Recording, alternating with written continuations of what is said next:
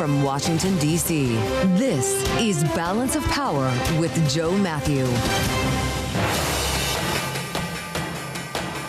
Envoy once again to Moscow. Welcome to the Wednesday edition with peace in Ukraine in the balance on this Thanksgiving Eve.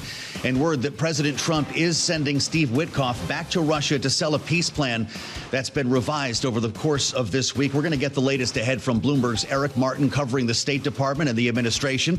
And with new questions about Witkoff's relationship with Russia and his impact on these negotiations, we'll discuss with Heather Conley from the American Enterprise Institute. She's with us in studio coming up. The FBI says it wants to interview the Democratic lawmakers who made that video telling members of the military to reject unlawful orders.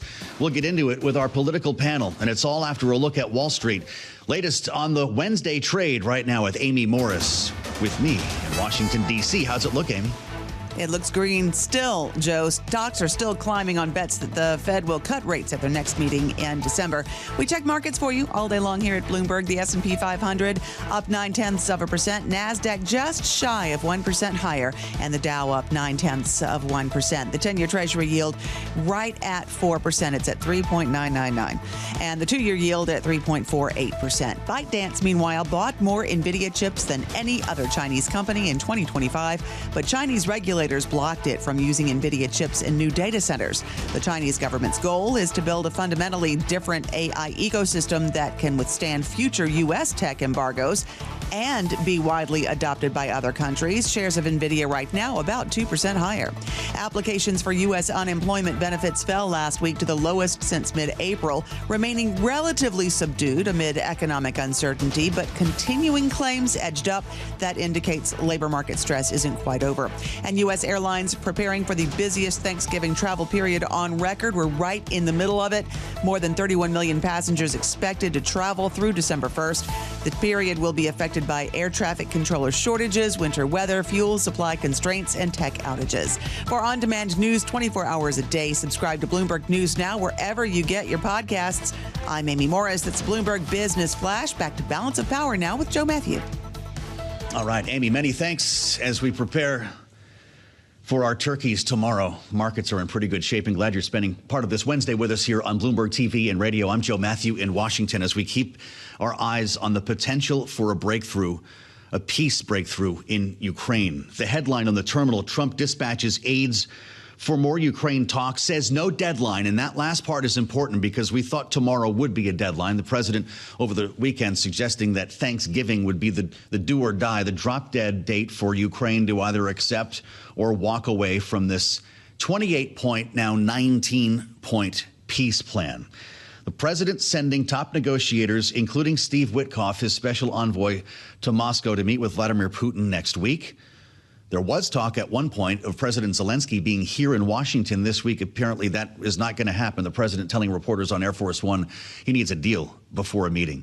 And it's where we start our conversation with Eric Martin, Bloomberg's State Department and foreign policy reporter here in Washington and at the desk. Eric, it's great to see you. It's difficult to underscore how important this moment is for President Zelensky, for this administration, and of course you could say for the Russians as well. Where is the Secretary of State on this now 19-point plan, having traveled to Geneva and put some pretty big changes to the document? Absolutely, Joe. What we've seen is Secretary Rubio being kind of the bridge between and trying to negotiate and go between the Russian point of view and the Ukrainian point of view. And speaking in Geneva on Sunday, meeting with his counterparts from some European nations, from Ukraine, and he spoke to the press afterwards, and he said that Sunday was one of the most productive days in this entire process since the Trump administration took office, and expressing optimism there. And an expectation that there are some important issues still to work through, and that they were going to need additional time, but also signaling that Thursday would not be a final deadline for Ukraine to accept this. Right. We've seen some indication this week that Ukraine is broadly on board with this, but of course, like any negotiation, the devil is in the details, and those territorial concessions and the proposals and the ideas around Donetsk and what happens with territory that Ukraine currently controls, and Ukraine and Ukrainian and European governments very concerned about the idea of ceding that voluntarily to Russia as a concession as part of a peace plan. Does any of that remain in the plan, or have those ideas been annexed following the meeting in Geneva? We still don't really know. We know that the number of points has been narrowed, and we know that there's been a lot of discussion around territory and around some of the thornier or more difficult ideas in the proposal, such as certain caps on the Ukrainian army size and a prohibition on any kind of NATO expansion, Ukrainian or otherwise, in terms of new membership in NATO, and that some of these points have been discussed. But we also know that that territory will ultimately be something that is decided at the leader and presidential level.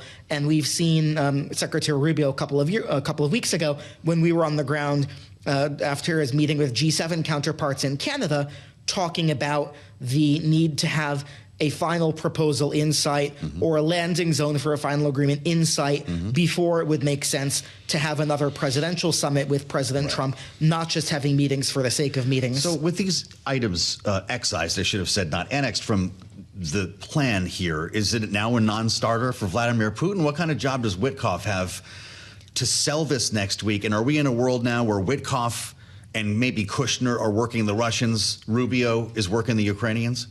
That's a great question, Joe. And that's part of the challenge here, is how do you find a landing zone for a peace agreement that is not mutually exclusive, that as you tailor this proposal and incorporate more of the asks of the Ukrainians and the Europeans, that, of course, takes it further away from things that Russia would want. And trying to incorporate Russian ideas and Russian demands takes it further away from what the other side wants. And so you have kind of this ping-ponging phenomenon where you're trying to find something that's agreeable to everyone.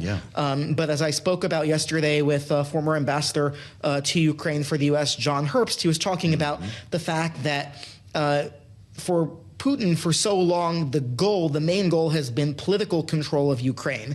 That's obviously something that Ukraine is never going to cede. And so can you get an agreement, a peace agreement there, unless the Russian objectives change? And a lot of skepticism, especially on the European side, that can be accomplished. A lot of skepticism about the timeline as well. I mean, we had a Thanksgiving Day deadline that I realize has moved along, but there was talk about this being done by Christmas or by the end of the year. Is that realistic in anyone's view? I think it really depends on the compromise and the willingness of each side or both sides to engage, and that we really won't know until perhaps days or weeks into the future when we see, is Russia really willing to compromise? Because it's important to remember, Russia invaded Ukraine. Russia was the aggressor here. And so when you talk about compromise on each side, it's clear what the Ukrainians are compromising on. What is Russia compromising on other than giving up its ultimate goal of controlling all of Ukraine? And so that's the question that still needs to be answered. Well, you frame it beautifully, as always. Eric Martin, Bloomberg State Department reporter, covers foreign policy live from Washington. It's great to see Eric, and thank you for the reporting. There are big questions about Steve Witkoff, the president's special envoy, following exclusive reporting here by Bloomberg. In a conversation that he had with Yuri Ushakov, Vladimir Putin's most senior foreign policy advisor. If you haven't seen the transcript here, it's worth your time. It's a remarkable look, at least behind the curtain, at the way negotiations like these transpire. His critics would find it more horrifying than that, as Witkoff tries to prepare the Russians to have a more favorable meeting with his boss. He says, Yuri, here's what I would do. This is right from the transcript. Congratulate the president on the achievement of his ceasefire deal in Gaza. If you're with us on Bloomberg TV or YouTube, you see the transcript right there. He goes on to say, make clear your respect that he's a man of peace. Witkoff adds, I think from that, it's going to be a really good call. They went on to talk about a meeting with President Zelensky. This is the most recent visit he made to the White House. Witkoff says, hey, just so you know, one more thing. Zelensky's coming to the White House Friday. Ushakov chuckles. He says, I know that. Witkoff says, I think it's possible we have a call with your boss before that Friday meeting. And they did, and it changed the course of this story. Just ask President Zelensky, who was in Washington shortly after and left without the Tomahawk missiles or any sort of pathway to peace. That was before we got to the 28-point plan. Now, is this just the cost of doing business, or is there something more afoot? The president was asked about this reporting, this transcript on Air Force One last evening. Here's what he said. That's a standard thing, because he's got to sell this to Ukraine. He's got to sell Ukraine to Russia. That's what a deal maker does. You got to say, look, they want this. You've got to convince them with this. That's a very standard form of negotiation. I haven't heard it, but I heard it was standard negotiation. And I would imagine he's saying the same thing to Ukraine, because each party has to give and take. A standard form of communication. It's the way deals are made, he says. Let's see what Heather Conley thinks. With us now in Washington, the non-resident senior fellow at AEI, former Deputy Assistant Secretary of State for the Bureau of European and Eurasian Affairs. Heather, it's great to see you. Welcome to Bloomberg TV and radio. Are we clutching pearls here, or is this not the way to conduct diplomacy? It is definitely not the way you conduct diplomacy with an adversary who's actively working against U.S. interests around the world.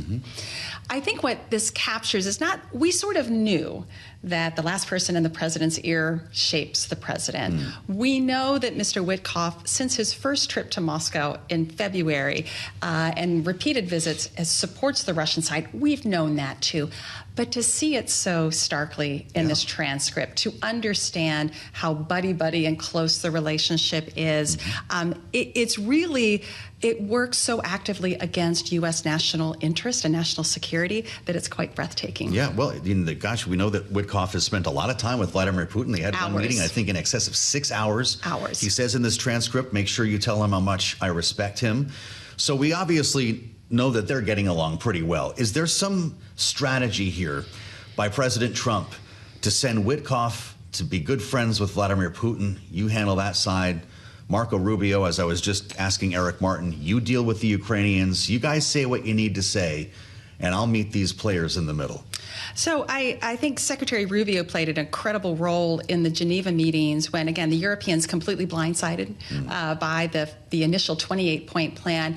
And that was very important to get something in the 19-point plan to come forward. But I think Army Secretary Driscoll is now the new envoy for Ukraine. He was the first one to deliver it. He's now back. And, of course, General Kellogg, who was the special envoy for Ukraine, is retiring in January. He's out of the picture.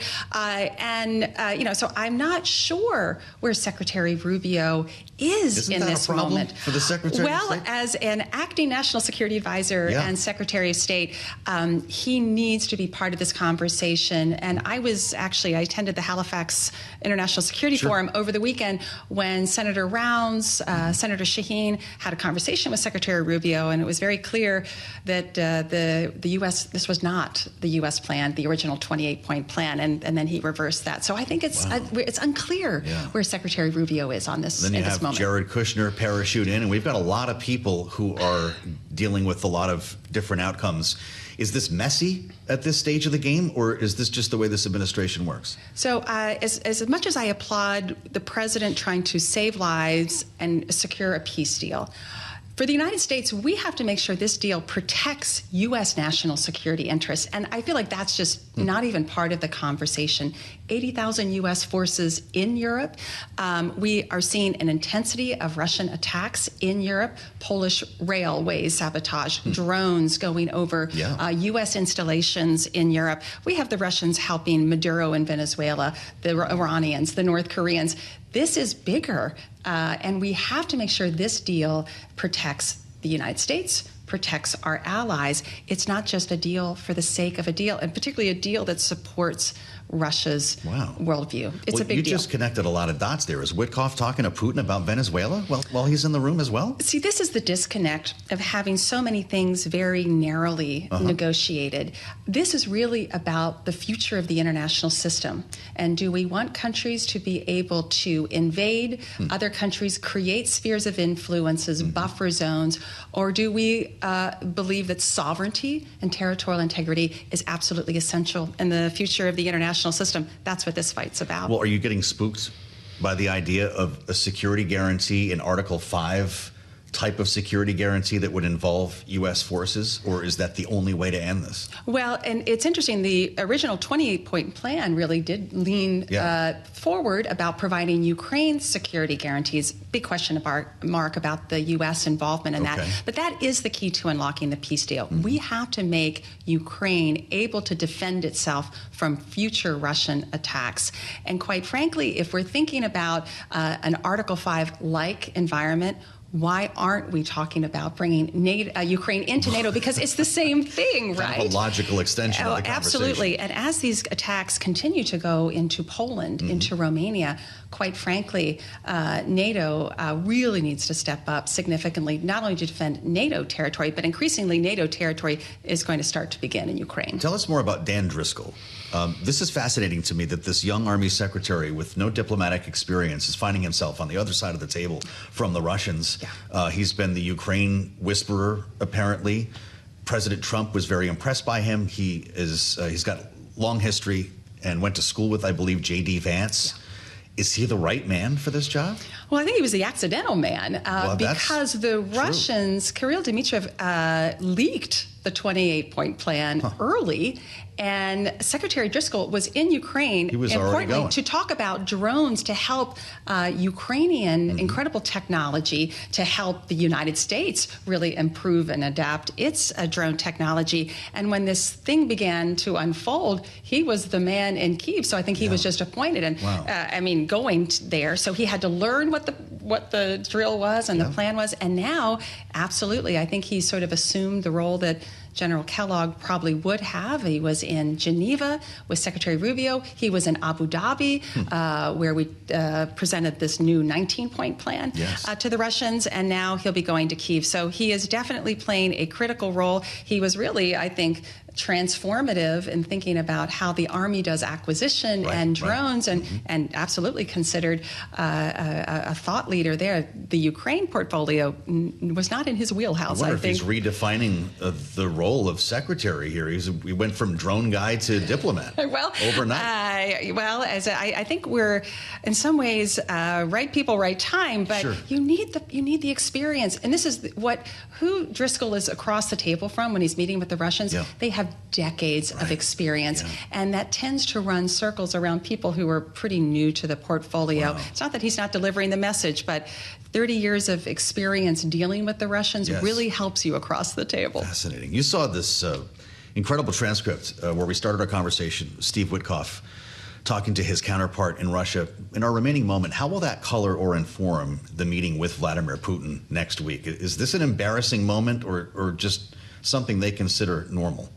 So it's a little bit of embarrassment for the Russians. I mean, just to have this conversation, it's if Vladimir Putin doesn't know how to handle his relationship with President Trump. So that's slightly embarrassing. But this message was here, Joe. This was a cry for help to say, I believe that this is now so over the top and against U.S. national security interest. Someone has got to put a stop to this, or at least raise great awareness. The leaking of this, you mean, was a cry for help. It feels like it's a strong message here in Washington, not so much to the Kremlin. Well, I'm really glad that you could join us. Let's keep talking about this. Come back and see us again. That's Heather Conley, non-resident senior fellow at the American Enterprise Institute. I'm Joe Mathieu in Washington. That's a good one for the podcast. Make sure you subscribe at Apple, Spotify, and wherever you get your podcasts. We'll assemble our panel next, right here on Bloomberg. Welcome to Balance of Power on Bloomberg TV and radio, the Wednesday edition as we slide into the holiday together. A ghost town here in Washington. The president, first lady at Mar-a-Lago, the vice president, Kentucky, lawmakers back home. And if you're Senator Mark Kelly right now, you're living your best life ever since the president called you out for sedition, suggested you be executed. And the Pentagon launched an investigation into serious, quote, serious allegations of misconduct into the senator, of course, retired Navy fighter pilot and NASA astronaut. No amount of intimidation or harassment will ever stop us from doing our jobs. The line on the joint statement from Mark Kelly and the other 5 Democrats who made this video that got everyone so upset, telling members of the military to reject what they call unlawful orders delivered by this Pentagon and this administration. It's gotten to the point now where Kelly's doing interviews on late night TV shows. He showed up on Kimmel last evening just to rub a little salt in Donald Trump's wounds. Not his favorite personality. Listen to how this went. I've been through a lot more challenging things than this. You know, and I am what I'm worried about is the reaction and what this transmits to the military and the public, which is basically shut up and listen to that guy. And that's not the way our system works. We have loyalty. My oath and every oath every member of the military took is loyalty to the Constitution, not to a person. The FBI is now requesting interviews with the 6 lawmakers, including Kelly, which is pretty unusual since investigations into members are typically handled by the Office of the General Counsel, not to mention the broader DOJ, as opposed to the FBI. But while we consider the alphabet soup involved here and prepare to assemble our panel, look no further than the post on X from the Secretary of Defense. Mark Kelly put a similar post to what he just said there on Kimmel Online. Talks about when he was 22 years old, commissioned in the United States Navy, swore an oath to the Constitution, upheld that oath through flight school, multiple deployments, 39 combat missions, test pilot school. He goes on to write about his space missions. Secretary Hegseth's tweet, he says, the first he heard of these allegations. He also saw the president's post, he says, saying he should be arrested, hanged, and put to death. Hegseth retweets Kelly and writes, "So, Captain Kelly," in quotation marks, "not only did your sedition video intentionally undercut good order and discipline, but you can't even display your uniform correctly." If you're with us on Bloomberg TV, you see the picture that Kelly tweeted of his uniform with his medals and his ribbons. Stripes, if you will. Hegseth writes, "Your medals are out of order, your rows reversed. When, if you are recalled to active duty, I'll start with a uniform inspection." This to a senator who many people refer to as a war hero. We assembled our panel for more on this and some of the other stories coming out of the administration. Jeanne Zaino is here, Bloomberg Politics contributor, democracy visiting fellow at Harvard Kennedy School's Ash Center, Republican strategist Lisa Camooso Miller, ROKK Solutions, former RNC spokesperson and host of the Friday Reporter podcast. What's going on here, Lisa? Is that the way to talk to a distinguished member of the military and United States Senate?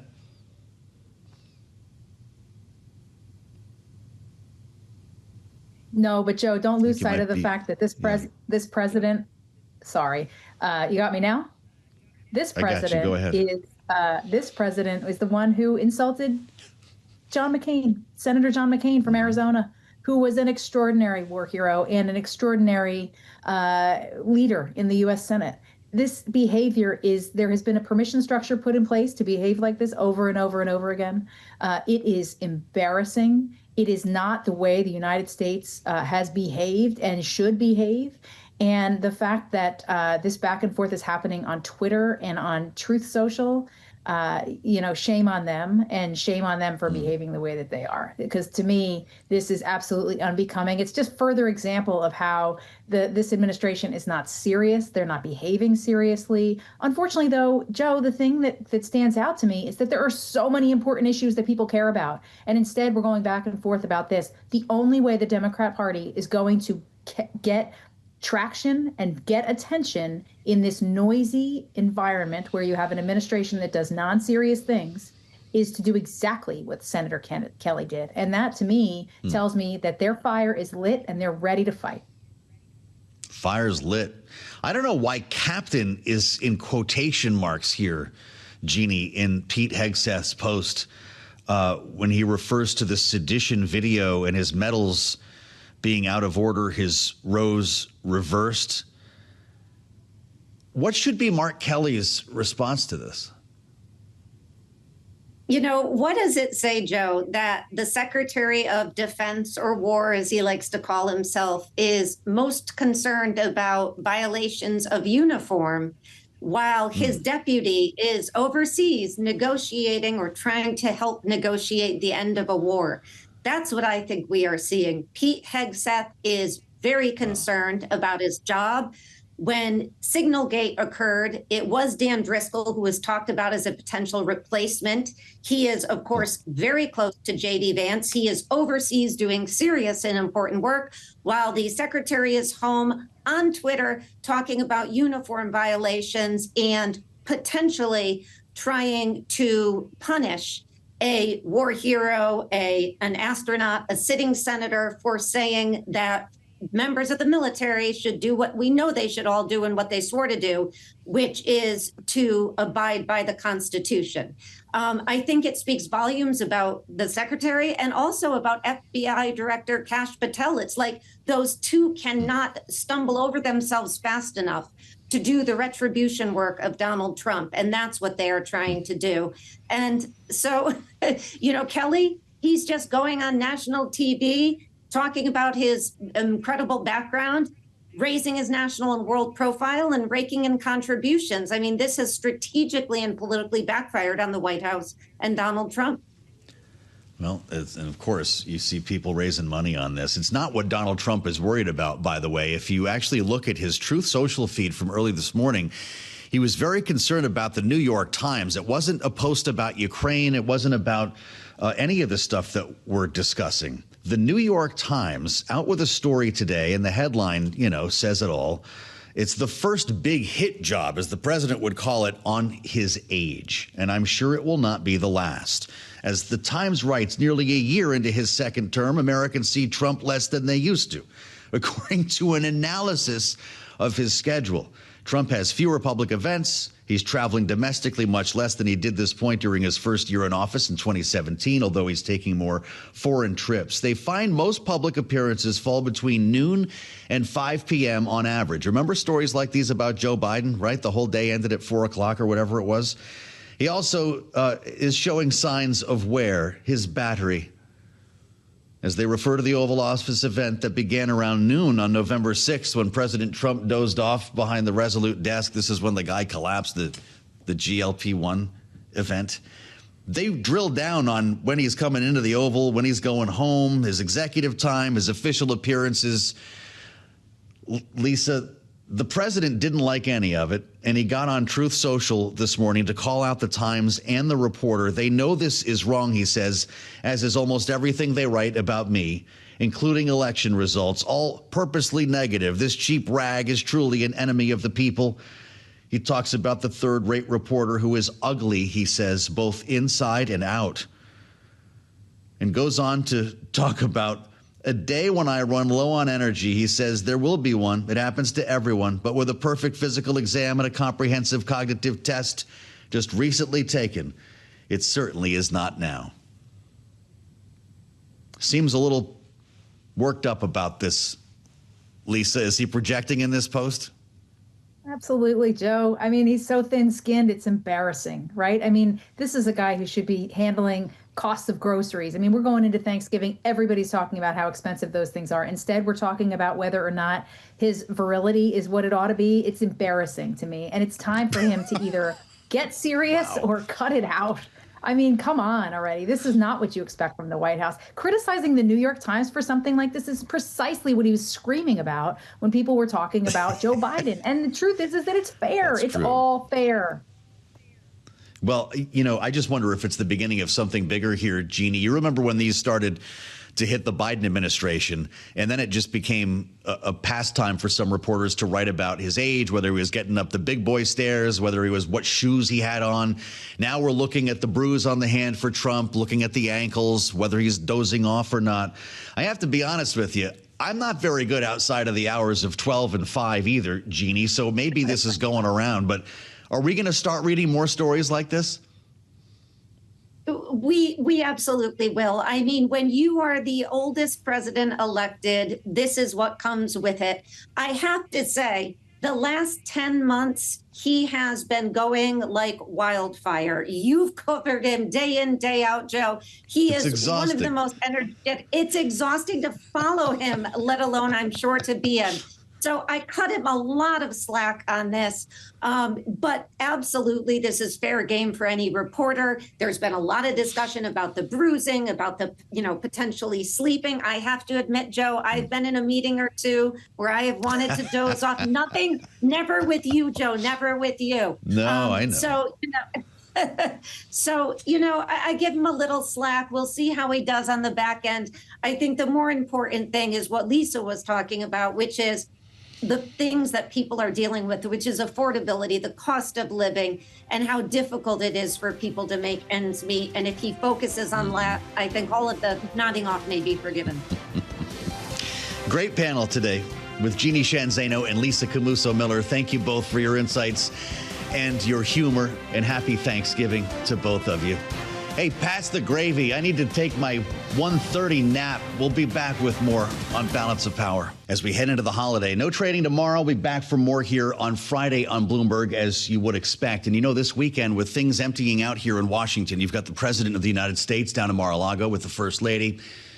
You've got the Vice President, J.D. Vance, today visiting troops in Kentucky. Of course, lawmakers have been home for days already. We're going to be keeping a very close eye on what is happening in the Caribbean, specifically Venezuela, following the massive buildup in military hardware and rhetoric that we have seen over the past couple of weeks here. We know that the largest aircraft carrier in our arsenal and its carrier strike group that comes with it, the USS Gerald Ford, has been steaming around the region for days now, having been diverted from the Mediterranean, adding to a massive armada that was already in place. Now 15,000 American service members are off the coast of Venezuela. Aircraft are in the air. Marines are there. We have every weapon system available, but no real mission here, at least yet, for them to use it all other than picking off drug boats, alleged drug boats that have now topped 20. And there's more going on in the theater. There's been remarkable reporting from Bloomberg, by the way. If you've not seen this story from Bloomberg Industries, GPS interference snarls Venezuela as U.S. warns of hazardous skies. The GPS jamming in that part of the world that preceded the arrival of the Jerry Ford is quite remarkable. The FAA issuing a critical warning to pilots on November 20, citing the heightened interference. And we've got some pretty incredible visuals to go along with this. Data analyzed by Bloomberg show the electronic disruption began surging weeks earlier, coinciding with the naval buildup off Venezuela. The interference has rendered the airspace effectively impassable to standard satellite navigation that countless systems rely on. This is why commercial flights have dwindled to almost none in that region. And it's where we start our conversation with a great guest. The founder and CEO of the Suass Group, Rodrigo Villegas, joins us now from our Mexico City bureau. And I want to welcome you, Rodrigo, to Bloomberg TV and radio. What is this buildup going to amount to, if nothing less than regime change? Thank you, Joe. Thank you for having me. Well, I think what we're seeing in Venezuela is it's a mix of different factors, right? It's a perfect mix of regional security, I think economic interests such as oil and minerals, and it's also a realpolitik situation in which the U.S. administration is trying to topple the influence of Russia and China in the region as it has grown over the years. So I think it's a profound situation in which I think the U.S. administration has a very significant interest of de-escalating the situation in terms of dealing with the Venezuelan regime, either for change or force it out. Well, I'll tell you, the Russian angle on this fascinates me, but is there quiet support in the region at the idea of the U.S. toppling the Maduro regime? I think, you know, the Latin American region has a history of dealing with the Cold War intervention of the U.S. in the hemisphere, especially in this region. So, you know, where the regimes in Latin America, especially those on the left, you know, have less to say.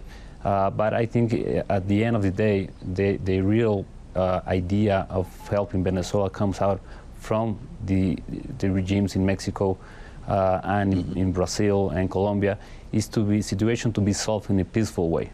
You know, President Sheinbaum here in Mexico is a champion of non-intervention, but of course, no one wants the situation to escalate, especially into more hostile events that would destabilize the region, and it wouldn't be good for any of the countries that have a particular interest with the U.S.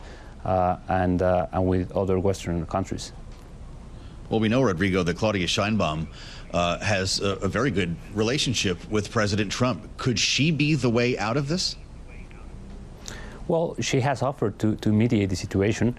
You know, she's been asked several times in his morning press conference, and she's willing to intercede and to achieve a peaceful resolution. I think you know, by now the tensions are so high. We in Mexico have some political tensions as well on the domestic side, and of course we have the USMCA revision coming up next year. So that puts her in a difficult spot to interfere or mediate the situation. But I think if there's someone with the stature, and I mean this in a regional way, she could be a peaceful voice to consider it. I mean, there's a history of Mexico doing this kind of mediations over the past, especially in Venezuela. We had a couple of meetings in the past years here in Mexico City, brokered down by the Mexico government, and it went well. But I think there's a lot to push forward to really achieve a peaceful resolution, right?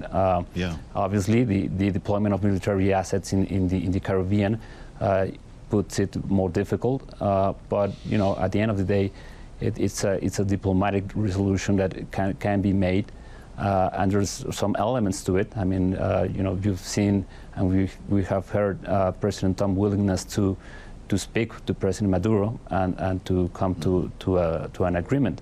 Also, the different diplomatic deployments in Venezuela has also, you know, have certain aspects of positivity in terms of achieving some kind of deal.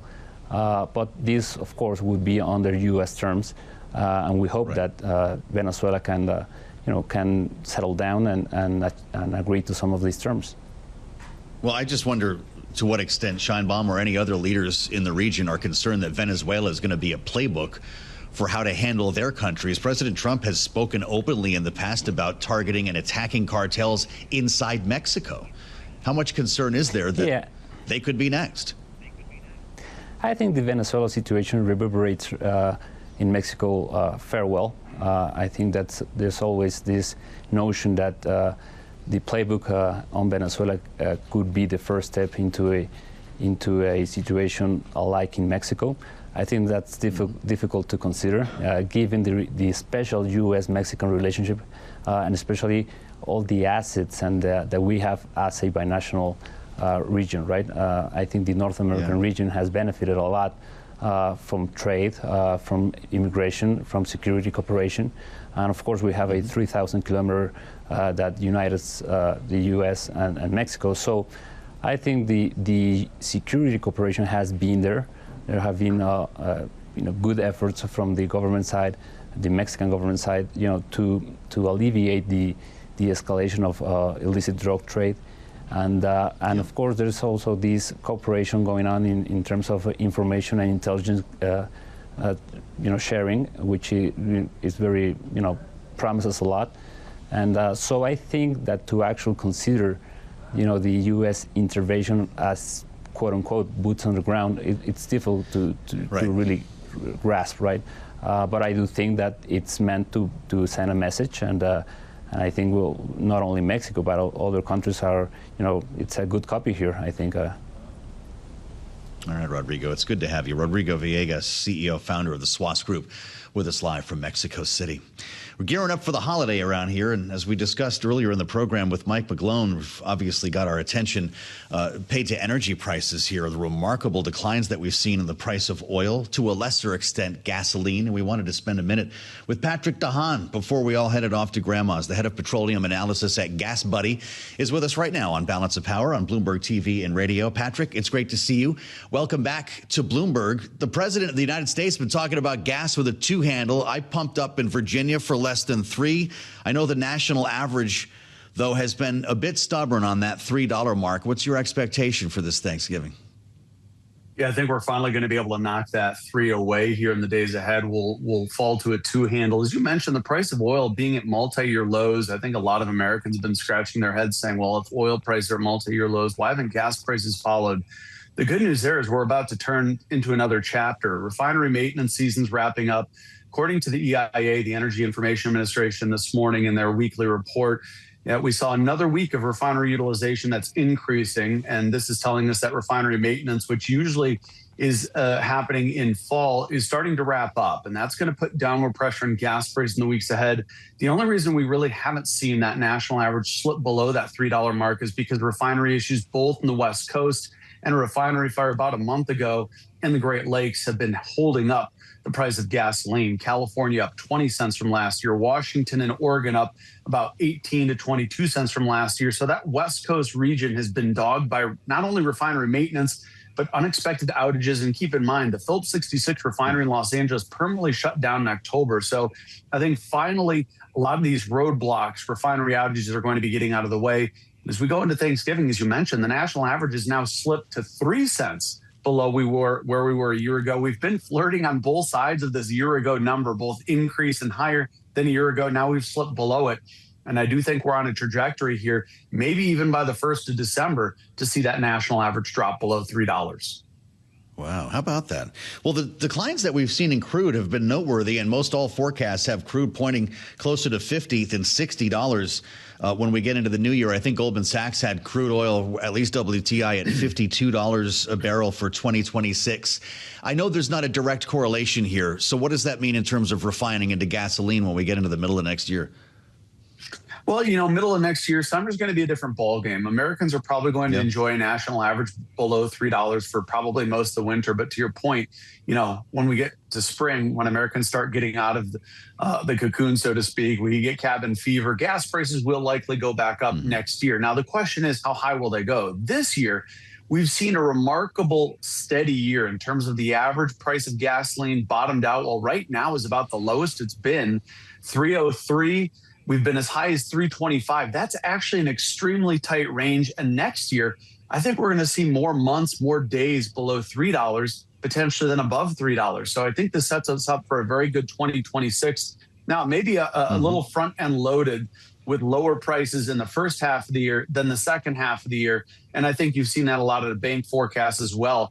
If we do see the market recover, if we see the Fed cutting interest rates, that could lead to more growth next year. And keep in mind, a lot of this OPEC driven. OPEC now is going to pause those production increases January, February, March. That may rebalance the market and could lead to higher prices in the second half of next year when it comes to gasoline. But all in all, I think it's fairly safe to say 2026 is going to be another year of lower prices. I love your map on GasBuddy when we're looking at prices here, and I'm scrolling around. I know you have at least the opportunity for $1.99 gas. Is that realized anywhere? Where's the cheapest gas in the country? Yeah, I mean, with a little bit of a caveat, there are sub $2 prices. In fact, in Denver, if you look on the GasBuddy app, you'll find a station or a couple of them clustered in a bit of a price war at about $1.85 a gallon. So again, a caveat there. It's not really sustainable. Certainly wild for those of you that are out in Denver. There's a lot more stations kind of engaging in that price war. But no, more realistically, below $2 a gallon in areas of Oklahoma City, I think it's called Midwest City, Oklahoma, where they are sustainably below $2 a gallon, meaning that they're actually turning a profit. So this is a trend that you're going to see in low price states. In fact, You could see a handful of stations in Texas joining that sub $2 club, Oklahoma, Colorado. I mean, look for these prices to pop up here and there in the South. It's certainly going to be more the needle in the haystack, but certainly great news. Fantastic. Looks like I've got a 3 handle here in the Washington, D.C. area, so we'll have to work on that. Patrick DeHaan, thank you. This guy's in high demand. Happy Thanksgiving and appreciate the forecast. I'll meet you on the late edition of Balance of Power. It starts at 5 p.m. Eastern, only here on Bloomberg TV and radio.